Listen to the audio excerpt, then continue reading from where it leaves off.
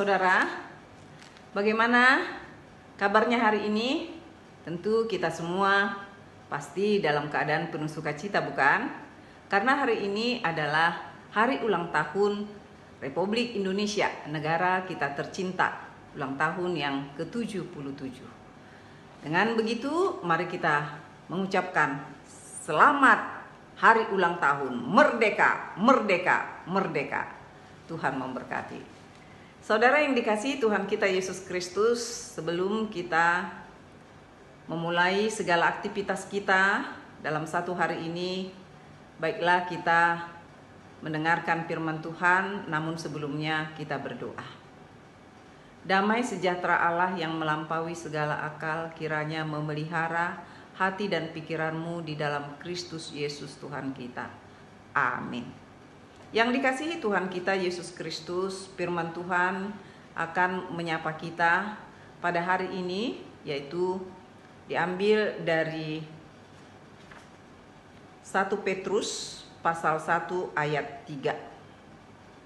Terpujilah Allah dan Bapa Tuhan kita Yesus Kristus, yang karena rahmat-Nya yang besar telah melahirkan kita kembali oleh kebangkitan Yesus Kristus dari antara orang mati kepada suatu hidup yang penuh pengharapan. Demikian firman Tuhan. Saudara-saudara yang dikasihi Tuhan kita Yesus Kristus, kalimat ini dimulai dengan puji-pujian kepada Allah. Tentu Petrus menuliskan tulisannya ini bukan tanpa alasan. Apa yang menyebabkan Petrus menyampaikan pujiannya? Terpujilah Allah, dia katakan, dan Bapa Tuhan kita Yesus Kristus. Lalu dilanjutkan lagi, alasannya adalah karena rahmat-Nya yang besar telah melahirkan kita kembali oleh kebangkitan Yesus Kristus dari antara orang mati kepada suatu hidup yang penuh pengharapan. Tentu pujian yang disampaikan oleh Petrus ini juga adalah mewakili kita semuanya. Karena kita pun adalah bagian dari orang-orang yang telah menerima rahmat Allah yang sungguh sangat besar tersebut. Yang dikasihi Tuhan kita Yesus Kristus, tentu kita mengetahui dan memahami apa yang kita imani.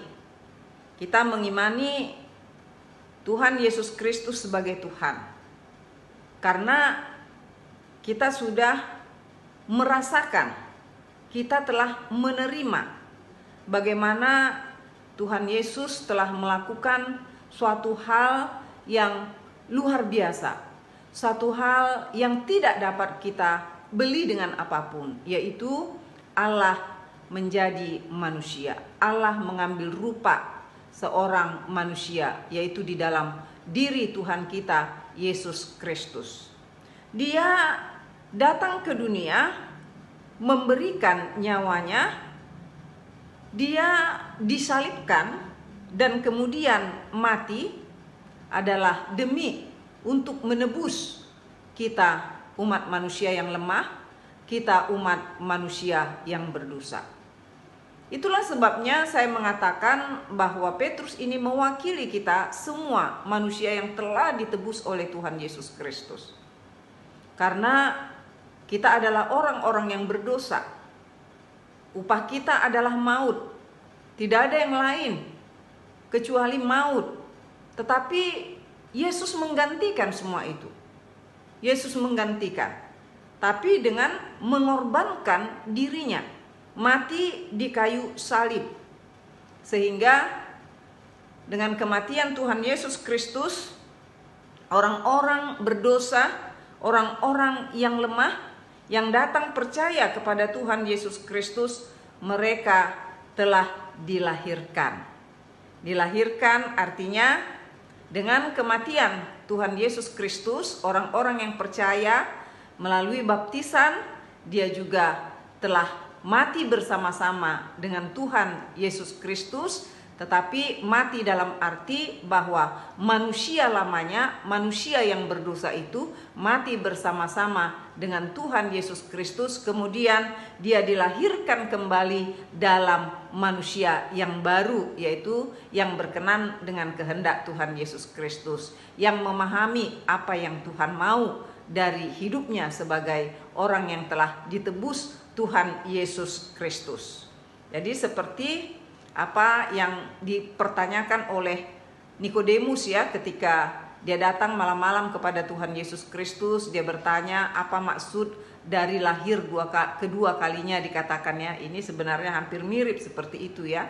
Maka dia menganggap apakah seseorang itu harus kembali lagi ke rahim ibunya, tapi Tuhan Yesus mengatakan tidak. Orang yang dilahirkan kedua kali adalah orang yang hidup di dalam roh. Jadi begitupun kita, orang-orang yang percaya kepada Tuhan Yesus Kristus, karena kita ini telah menerima rahmat daripada Tuhan Allah dengan dilahirkan kembali, dan dalam kebangkitan Tuhan Yesus juga kita telah memiliki pengharapan. Jadi kalau tadi kita mati dengan kematian Tuhan Yesus dalam matinya kita dalam hidup yang lama, hidup yang buruk, hidup yang penuh dengan dosa, sekarang melalui kebangkitan Tuhan Yesus kita pun dilahirkan kembali di dalam hidup yang baru, dan kemudian kita pun tidak hidup seperti robot atau hidup begitu saja, tetapi melalui kebangkitan Tuhan Yesus juga kita hidup penuh dengan pengharapan. Pengharapan akan hidup di masa sekarang ini, artinya kalau sekarang kita mengalami pergumulan, kita yakin Tuhan menyertai kita, Tuhan menguatkan kita, dan besok kita akan dapat menyelesaikan semua persoalan itu dengan baik dan yang berkenan dengan kehendak Tuhan. Dan tidak hanya kehidupan di dunia ini kita punya pengharapan, tetapi pengharapan kita juga adalah di mana Yesus mati lalu kemudian dia bangkit. Seperti itu juga dengan orang-orang yang percaya, kalaupun kita harus mengalami kematian di kemudian hari, tetapi kita berpengharapan bahwa kita pun akan dibangkitkan kembali seperti Yesus yang bangkit dari antara orang yang mati. Jadi orang yang mempunyai pengharapan adalah orang yang memiliki semangat. Jadi setiap orang yang percaya kepada Tuhan Yesus adalah orang-orang yang memiliki semangat, karena dia mempunyai pengharapan bahwa masa depannya akan lebih cerah daripada masa sekarang. Amin. Tuhan memberkati, kita berdoa. Terima kasih Tuhan Yesus, kami hantarkan kehadirat-Mu karena firman-Mu telah menyapa kami dan memberi semangat baru setiap hari kepada kami, karena rahmat yang Engkau berikan kepada kami Tuhan, sehingga kami dapat dilahirkan kembali di dalam hidup yang baru. Terima kasih Tuhan.